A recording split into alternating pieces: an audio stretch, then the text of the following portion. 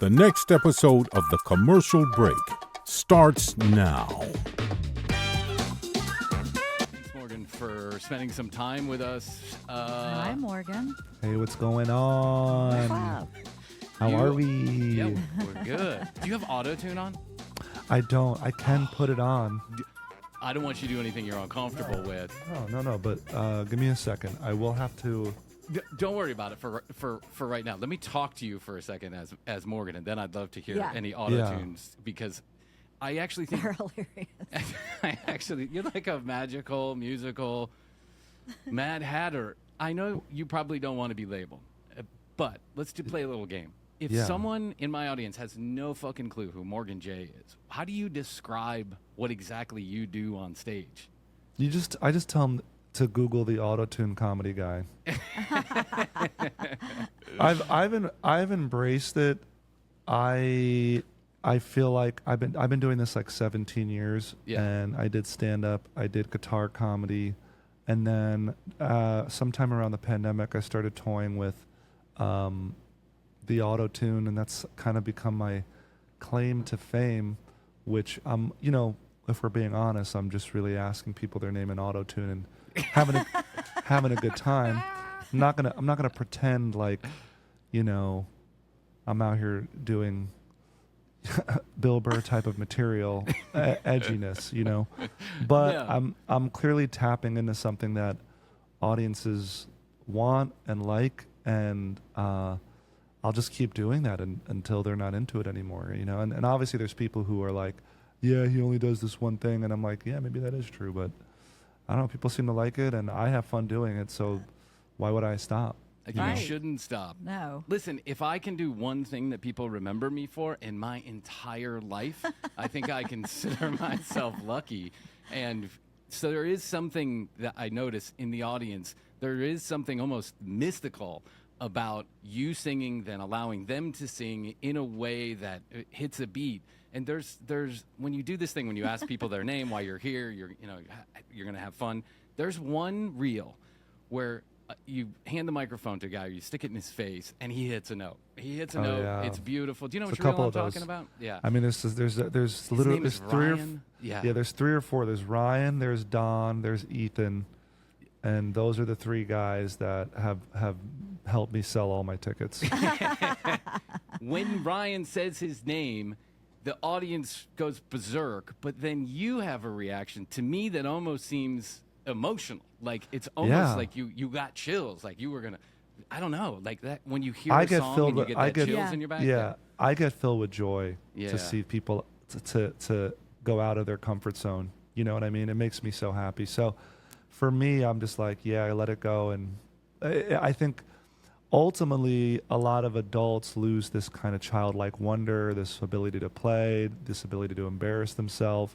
True. And I feel like I'm creating a space where they can come to my show and not feel, any sort of judgment or anything like that.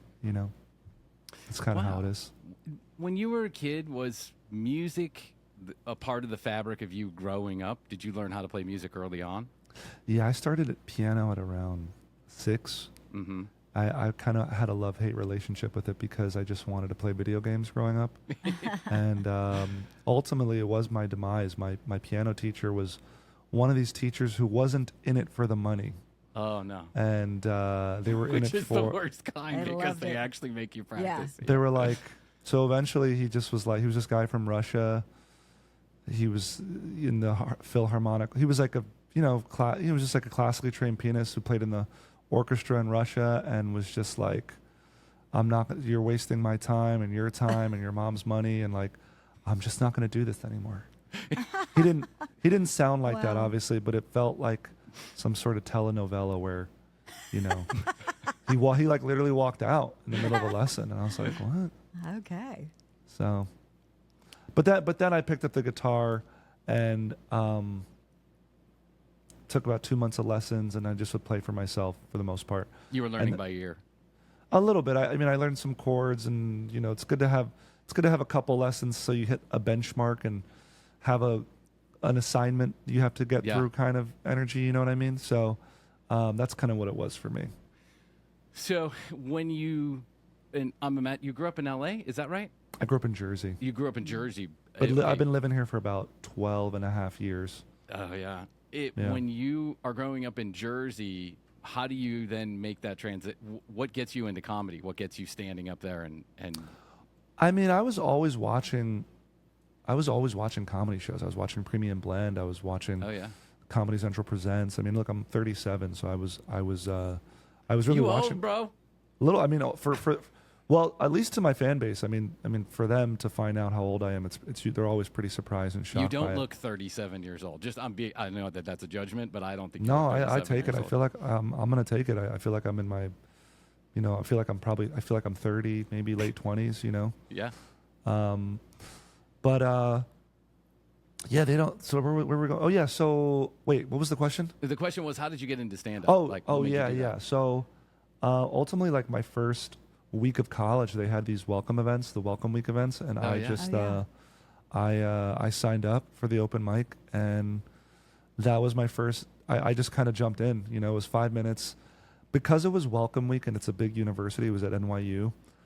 I thought the open mic was going to be like 20 people, but like 400 people showed up. No fucking way. Yeah, and luckily I signed up to go like in the first half, like the first 5 or 6 people, because 400 people signed up to do this open mic, and it just Wow. like took forever. Not all 400 signed up, but it's like it was a lot of people. But I got in, I got out. It was exciting, and then every year I did it, and then my sophomore year, towards the end of my sophomore year, is when I really started. I did it like once a month, and then I did it once a week, and then after college it was like every day, and then it was a couple times a day, and then we just sort of kept building that, that tolerance kind of thing, So you've been hustling this for like almost 20 years. You've been doing some version of. I mean, look, I guess it's almost 20 years since the first time I stepped on stage, but Sure. I mean, like, Mm-hmm. I say 2007 is when I really kind of buckled down, and because I graduated 2009 from university. I mean, we could say like right after college is when I really started, because I was doing it like every day. Mm. Also, that would make me seem more impressive if I was like, oh, I haven't been doing it that long.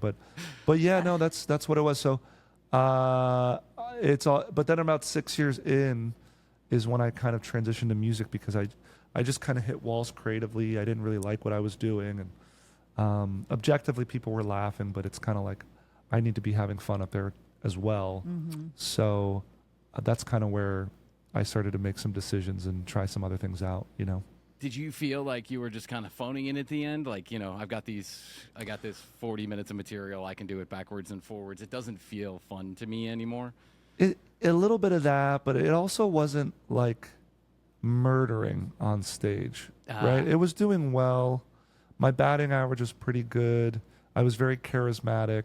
I wasn't clever like some of the other comics are, but I was getting by. But also, it's like I had to be honest with myself, and I say this in all the podcasts. I say like, I at that time probably wouldn't have bought a ticket to see me, right? Yeah, If that makes sense. That's a And- pretty self-aware admission. Yeah. Yeah. And I think a lot of comics, if they really ask themselves, like, would you sit through an hour of your own show? I think most of them would say no. I mean, if they're Yeah. really honest with themselves, like, is your show worth the price of admission? And I feel like a lot of people aren't asking, like, would you listen to your song? Would you buy your clothes that you design? Would you go to a museum? Like, it's like as an artist, you have to be really kind of ruthless and self-critical. Yes. Obviously not to a point where it's like you don't put anything out, right? Like you don't want to do that either, Well, because critical can become destructive, and it's Yeah. hard to, and that's a hard balance. And I think you have to be super aware of, and that line is very gray, but you have to be aware of where that line is, because then you're right. Then you become insular, and you don't want to do anything, and you feel like everything you do creatively is wrong. Your instincts are wrong, and so it's so hard to be creative because there is no right or wrong. There is no yes or no. Mm-hmm. Yeah. But I guess you feel inside of your gut at this moment, 6 years in, you're like, yeah, I'm doing it, but is this like, am Well, I getting the also- reaction that I really want? well, also with comedy, it's the only art form that has a defined outcome, Yes. Right? So it's like you need the audience. I say something and you laugh, right? So with music, you might, Oasis is going to play Wonderwall. You might cry, you might smile. When you look at a painting, it's like you're not expected to laugh or expected to do this. Although it would be fun if there was like a dedicated genre of like art that you look at that was comedy oriented, that was funny. I feel like if people feel like they think it lessens it by making it funny, but I don't know. I don't know. I've seen some of those like performance artists out there, and they're doing some stuff that I think that I believe could get any There's an artist here reaction in whatsoever. Atlanta. Yeah. Oh yeah. Yeah. There's. Some of this wild. conceptual performative art is a little bit tough to swallow in the sense I agree. like I don't know how. I think for me it's like the artist is taking it so insanely serious that it makes me kind of dislike them, and because art and being creative is such a fun thing that I don't know. Obviously, there is political messages in art. That's Sure. great, and it's good to educate. But I don't know. Sometimes it's like you're slapping me in the face with it, and it's like, can we just calm down? There's a gentleman on Insta. I don't want to call him out. I don't even know his name, but I see his reels every once in a while. He takes a snare drum, and he sits in the middle of. It's a performance art, and he sits in the middle of a group of people, and then he beats the snare drum to death, throwing it against the wall, standing on it, stomping on it, putting his head through it, banging it. This goes on for like 30 or 40 minutes. I'm upset. And the audience seems captivated by this. And I'm like, what exactly is going Right. on here? I mean, I'm sure there's something going on there. Maybe I'm just missing the No, point. but- they're all standing there just thinking about like, do I gotta do my laundry tonight or tomorrow? Or, how are we gonna? I gotta bring my kid to work tomorrow, but I also have a meeting at 7. How am I They're gonna do that? probably thinking, did I really just spend Right. $27.50 to see this guy? Just Yeah, it's a little bit annoying for sure. I agree. I Yeah. agree. But listen, it's not for me to say what art is. At the end of the day, if you enjoy watching a guy destroy a snare subjective. drum for 40 minutes, I Well, guess there that's there cool is too. there is a genre of art that's going around on TikTok where people just kind of put paint in a bucket and then swing it on a rope. Oh, and I've then- seen this. Yeah. And then it just kind of hits the canvas in some sort of pattern or something, which, like, truly, I could do that. Truly. Do you see this painting over here behind me? Yeah. I made that. Okay? Nice. Show a little bit more of it. Oh, Okay. there you go. Oh, wow.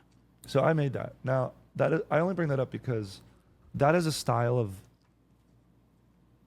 from an artist who he made me a piece of work in a style like that. And I was like, I could do that. I think I can give this a shot, And so I did it, and it turned out like Just as good as I the think other it turned out really great. Yeah. So, I'm just saying, I'm not saying it's easy to be an artist. I'm saying it's like, I don't know what I'm really saying about it, but I'm just saying like, but what I am saying is if you are somebody who's nervous about, jumping into the deep end about being, creative, I think you shouldn't really judge yourself that much and just have some fun with it. Yeah, I know it. We do so many of these episodes here, and if we were to be critical about every hour, first of all, we can't afford to be critical about every hour. You Yeah, just got to get the next we one gotta out. get But out. if you're, Yeah. I mean, there's lots of episodes. when I where was running a couldn't pod- sit through an hour. Yeah. Yeah, when I was watching podcasts, and when I was doing one for about a year, I found that some guests were not that good, Yeah. and some guests are great because they talk a lot. They have the gift of gab. Some guests you feel like you're prying answers out of. So I hope I'm somewhere in the middle. You know what I mean? Because sometimes I ramble too much, and so I'm just like, let me shut the fuck Doing up. great. Susan. Yeah, I actually think you're pretty easy to talk to because we have had Yeah. guests on this show where it is terribly difficult to get that it's like pulling teeth. You ask a question, they give a one-word answer, and then you're like, really? You And then we've Well, had the do opposite. you want me to lead you down the Well, road? and then or we've would had the you- opposite and then we've had too, the opposite. where they talk the entire time. We gave one comic And a we- word, yeah. and he went off for an hour. We didn't get one word Wow. in. It was crazy. I think it depends, right? Because like you have comics at the top of the game who will do interview after interview after interview, and they're probably used to answering the same questions, Absolutely. and they get tired of it. But in my mind, it's like, well, every time you do a podcast or an interview, they have a different audience. It's like their own audience, and they don't know who you are, right? So, Yeah.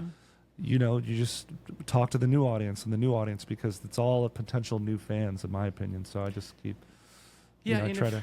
if we're being honest, like, you know, podcast is, I don't think it's the new late night, because late night is its own thing, and it's here or there, whether you think it's dead or alive or whatever. But Yeah. it's kind of a necessary evil of getting out there, selling tickets, selling albums.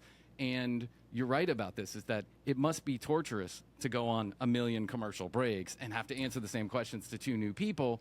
But then at the same time, you're right, our audience may not know who Morgan J is, so we're introducing. No, I'm chilling. Now, I'm hanging if out. we could only get tickets to your fucking show, that's I it. know you're sold. Because out. you're in Atlanta, right? We're in Atlanta, sold out. I'll see how many like tickets they set aside. I don't know if they did, but you know, the thing is, because it's sold out so far in advance, that there's always, and especially for a venue that size, there's going to be like 20 to 50 empty seats, like Yeah. almost, I mean, 99% guaranteed, because it's happened every show. I don't think I've done one show where every single person showed up. So No. And, oh, well, listen, first of all, we'd love to come see the show. Yeah. And I don't expect that you're going to send us tickets. But if you do, we will be there. Justin Timberlake's playing the same night, so we'll have to check our schedule. I don't know if he also. you like a little Probably- JT? No. The world tour, dude. The world tour. The world tour. This is going to ruin the tour. This What is That's gonna gonna tour? ruin the tour. The world tour. The world tour. What tour? I bet you've sold world more tour. tickets than he has. No, I'm sure he's selling a lot. Definitely more than J-Lo, though. Oh, yeah. Yeah. Well, she canceled the tour. That's part of the live industry 2024. Yeah, it So is. many festivals and concerts are getting canceled because Well- people can't sell tickets because the prices are crazy. Yeah, and that's what I think it is. I don't think it's that they can't sell tickets. I think that audiences now are so squeezed for money. Yeah. The price of things have gone up so much, and my audience is pretty young, so I feel like I do my best to keep my tickets kind of low on the low end. My reps are always like pushing me to sell them for more. I think my most expensive ticket is like 60 or 70 plus a VIP if you want that. Sure. But even with the VIP meet and greet for the theaters, I try to offer real value for that, and I don't want it to be like you just show up and I get a photo with you. You know, I give you a piece of merch, we take a photo, I do a little crowd work with a group of people there. We kind of hang out. It's very kumbaya. You know what I'm saying? So Nice. It's I really very much worth the $60 to me seems relatively reasonable to go see a comic that I really enjoy, to have a night of fun. $60, you couldn't go to a restaurant and take someone out on a date for less than $60, right? The other thing I'll say about the ticket prices, though, is that a lot of audience members, they'll just Google your name and then like the city that you're in, and literally the first thing that comes up are resellers. Oh, I At the know. t- and so it's unfortunate because they think that I get DMs like, why are your tickets $500? And I'm like, well, did you go to the link on my website or did you just go? And it's almost every time they get scammed and they don't. But Go to let my me ask you website, this, yeah. Morgan, because you've been doing this for a long time. So let me ask you a question that you might have a better answer to. So we're doing live shows, and we also just ran into this a couple nights ago, like 5 nights ago. Yeah. A link to, I'm not going to name the ticket broker, to a ticket broker who's selling our tickets. Our tickets are like a cup of coffee kind of cheap. Yeah. And they're selling them for 10x the price on these ticket brokers when I can guarantee you tickets are still available. But I sense that maybe, is the venue in cahoots with the ticket brokers?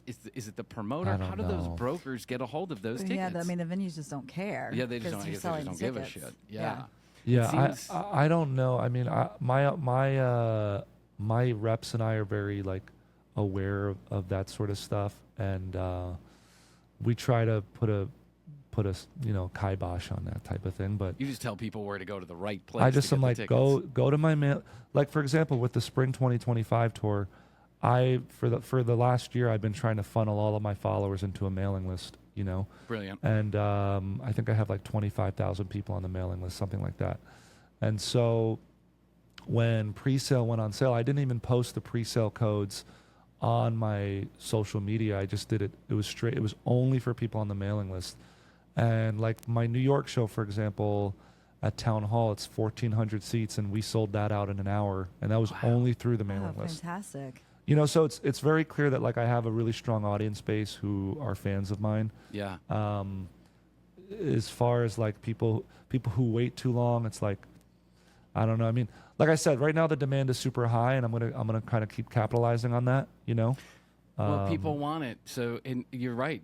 It may not last forever, so It may not last forever. Do it now. At the very least, I'll be able to perform at like comedy clubs that house like 200, 300 people for the rest of my career. But dude, you're going to be doing this for another 30. I guarantee you're going to be doing this for another 30 years. You have such a rabid audience. They have so much fun. You can tell. I mean, just go to Nia Morgan's socials, and you can watch any of the reels, and you can tell that the audience eats this up. It's interactive. They love it, and it's really good. And it's funny. I think also it's like young people who, because my audience is pretty young, who were kind of trapped inside during the pandemic, who have been taught to communicate by their smartphone, lose a huge sense of this huge thing of growing up where you get to interact with people and have fun with other people and goof off with other people. So my show is offering them like a human experience that I think that they kind of miss out on. Oh, that's an interesting take. Yeah, you're right. That because like when I was between the ages of 11 and 18, bro, I went outside, I rode my bike, sat outside a 7-Eleven, and we just kind of talked shit with each other. Yeah. And that might still happen, but I also think like they're just kind of on their phone also. They just kind of send each other memes and things.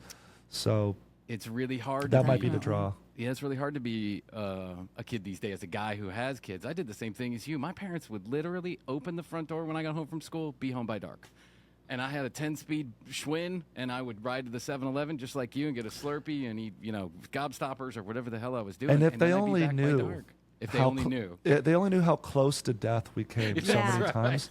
Right. Do you ever think about that? Like there's things we did? I do, yes. I remember my brother and I rode our bike to this construction site, and he climbed like this scaffolding very high up. Yeah. Like dangerously high. And I don't know, this shit was crazy. Like if she only knew this type of stuff we got into. Right.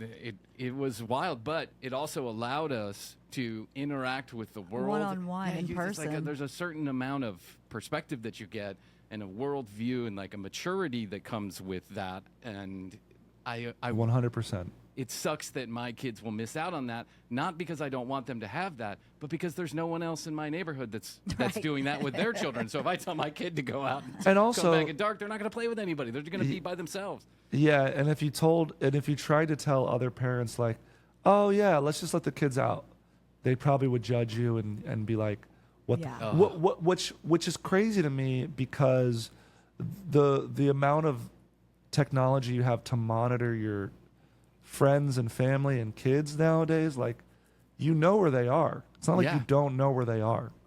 As long as they have a phone on them or like an Apple Watch or some sort of smart device, literally a you know what I'm saying? Like tile sewn into their clothing. Yeah, you're gonna know where they are. I mean, there's lots of parents that do that. Yeah.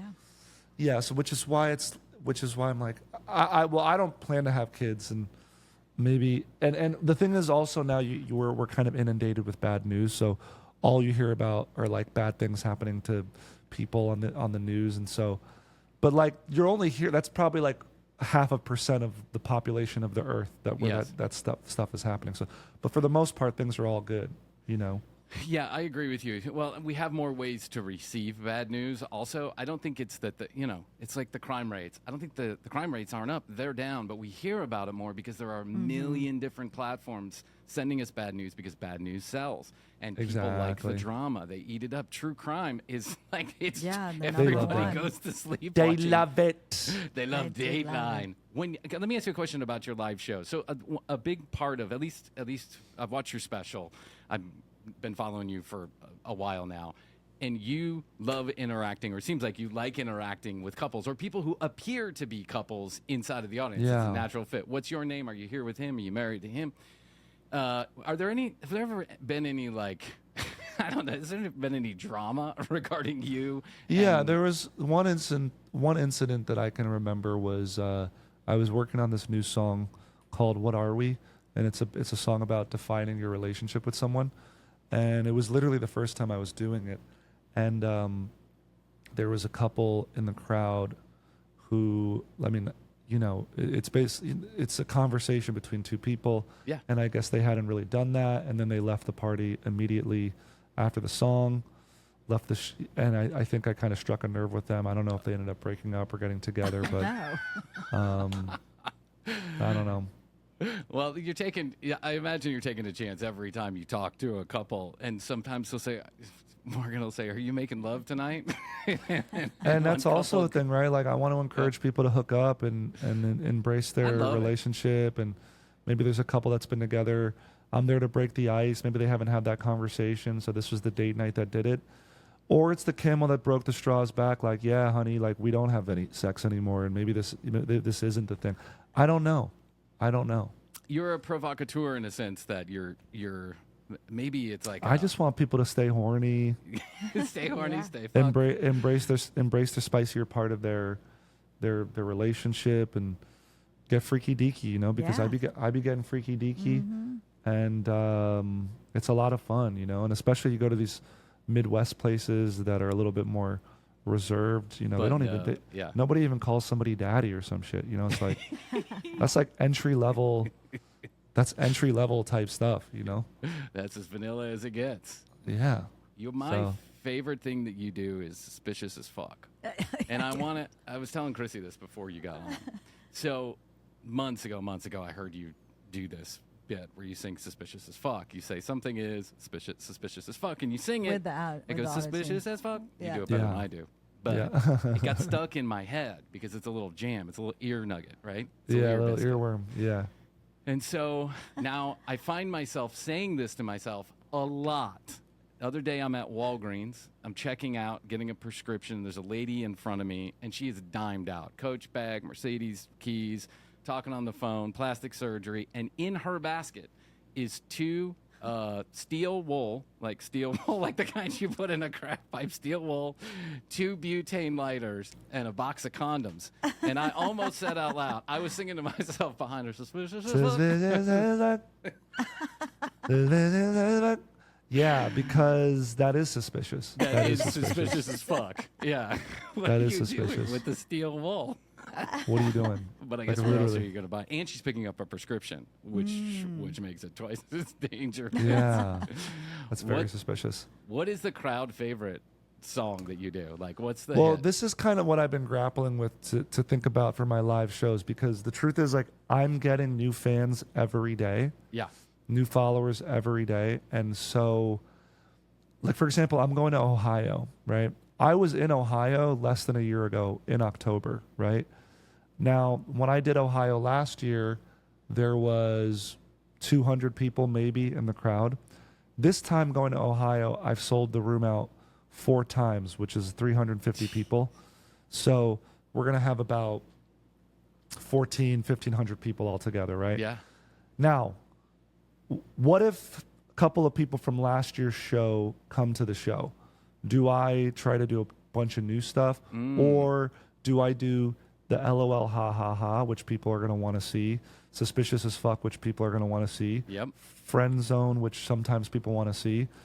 There might even be some deep cuts. It's like I was listening to an interview with John Mayer, and he was kind of talking about how much new songs he should do and how many of the hits he should do. Because I do music, I'm kind of in this unique space where it's like You Yeah. really are. I could replay songs and people want to sing along and kind of vibe out to the thing that they. Because I saw Mark Rebier, for example. He's the loop daddy. He's the looper, right? Yep. And he obviously did new stuff, but people were really excited to see the couple of hits that he had. Sure. They got hyped for that. So I'm gonna try to do a mix of both and keep adding some new stuff. And I think that's kind of the goal. I think ultimately what John Mayer said in that interview, he was like, "Look, your crowd is there to see you. They're fans of you. You just have to trust that they know what they're doing with their time." Right. Right, Very so- interesting. So if somebody gets up in the middle of an old song to go to the bathroom, that means they might just want to see the new stuff. Yeah. And then there's people who don't care about the new stuff and are just like, where's the... Because, I remember I go to a lot of concerts now, and I'm like, when I go to the concerts, I'm like, oh man, I hope they play this. I Me hope too. they play Yeah, this. I'm that guy. Most of the time, that's my sentiment, and I think everybody else feels that way too. I saw James Taylor, and he waits till the second half of his show to do all of the A-sides. You've Got a Friend, Fire and Rain. What's another one he did? Shower the People You Love with Love. Yep. Carolina in My Mind, right? North Carolina, is that what it is? Going to Carolina in my mind. But everybody, that second half of the show, everybody sang every song together. So you know that they want to do it. So I think like it's very clear to me what I got to do a little bit of both, you know? So everybody from Neil Brennan to Margaret Cho, Heather McMahon, all the comics that we've had on have said something very similar. I'd say 90% of the comics have said something very similar about comedy, which is in comedy, when you do that special, that's it. People do not come to hear the greatest hits. You already heard it. I already saw you do that joke. I don't want to see you do that joke again. I want new material. But you straddle this strange world where people actually probably do want to hear the hits. And in some way, that is, I think that's really cool. Like if I went to Morgan Jay's show and I did not see Suspicious as Fuck, I would be rather upset. And I'll probably be singing that song in my head for the rest of my natural born life. Well, you know, the other thing that I always forget, which is reminding me having this conversation with you, is that the majority of my audience only knows me for my auto-tune clips. And based on like how many followers I have and actually how many hard views my 2 specials have, like the majority of them do not know my discography, right? So that I could pepper in an old song from a special, and they wouldn't even know about it. You know, they'd think it'd be new material. They'd be like, "Oh my God, I didn't know this." That's a great song. You know, and also my audience is so young; they don't really know what a comedy show is. A lot of people, for my younger crowds, they say that I'm their first comedy show they've ever been to. You know, that's very interesting. And so that's their reference point, which I'm glad I am the first one, because I'd hate for them to go to a live comedy show and have it kind of meet the expectations of what they saw online. Because when you see a clip of a comedian doing a joke online and it goes really well, it's like 60 seconds to a minute, or 60 seconds to a minute and a half, right? So, but they have this kind of brain rot thing going on where they can't focus for that long, you know? Yeah. So how do you expand this 90-second experience they had on their phone to an hour? Because it's so, I see them check, it's so hard to keep them engaged, right? Which is why if you see my live show, I jump around so much and the interaction is so intense with the crowd, you know? Yeah, that's true. You know, I went and saw Pete Davidson a couple of months back, and I didn't know what to expect, right? Had no idea, because all I see of Pete is tabloid news and or SNL 2-minute clips, right? And so I didn't know Pete as a stand-up, and I was open to whatever happened. And he did such a great job of weaving basically one story into an hour and a half of really engaging comedy that was really funny, self-effacing, self-aware. And I thought he did a very excellent job. But it was the first comic that I had ever seen where I had no experience with anything they had ever done before on stage. And you're right about that. Like if it's your first comedy show and you go up and then you're like, wait, that's not what I saw in 60 seconds. Maybe it turns them off to in general, to the art form. You know, Theo Vaughn is another one, right? I see clips and reposts of his clips over and over again of some of the same clips of his podcast. Yep. I never see any clips of his comedy specials online. Never. I've not once seen a Theo Vaughn comedy clip. I only ever see clips of his podcast. So when you go to his show as an audience member, I wonder what their expectations are for him, you know? Well, that's interesting. It's like, and I don't want to go down a rabbit hole here, I'm just pointing it out. Most people know Joe Rogan from his 4-hour-long podcast, 4 or 5, however many days a week he does. I didn't watch his special. Not out of like I didn't want to watch it. I just was like, I don't know. I don't have it in me to watch. I have the brain rot too, dude. I'm trying to think of the last special I watched from start to finish. Do you know what the last special I watched from start to finish was? Was Live it mine? at the Village. Live at the Village? Right. No, the last special I watched start to finish was Adam Sandler's special. Oh, what did you think that about one it? is out. thought it was great. I look up to the dude. I think he's incredible. I think, to be fair, I know he does have, some writers that help him work on his shows now, which is fine. I don't think that's, but I think the way he delivers material and his presence on stage, and it's interesting because I literally told my reps, like, my next special, I want it to be even like more chaotic, more loosey-goosey. I don't care if things go wrong. I want the camera to be shaky. And then lo and behold, his special was so like, clearly there was like accidents that were planned. I'm not going to go into it, but yeah, I think I know what you're saying. I've seen some. Yeah, go ahead. But it was like very clear to me, like, oh, but those types of things that happen psychologically create this kind of, it brings the show down to earth. Yes. And kind of, it gives it, even the accidents make it feel like we're all in this together. Like, oh, we saw the accident happen together and things like that. You know what I mean? I think that's what's interesting about some of your stuff too, is that a lot of it feels very organic because it is organic. You don't know what people are going to say. You don't know if they're going to sing the right note, the wrong note. And when it comes out, when it hits right, it's fantastic. And when it hits wrong, it's organic. Like, that's just the way it was. And I think it's an art form to then keep the show popping along, which I'm sure after, thousands of these interactions, you probably just are really good at that right now. And and look, and there are some shows where I'm kind of tapped out, and I even say it on stage. I think I'm running dry with my crowd work right now, which also gets a laugh. too. I think they understand. So, Morgan, you're doing something really cool with comedy. I have enjoyed watching you over the last year or so, and I wish you all the success. Oh, thank you so much. Well, I don't think I need to wish you all the success. Yeah, He's selling out everywhere. Yeah. So let us know if you get those tickets to Atlanta. I will. Standing room only. I'll text the.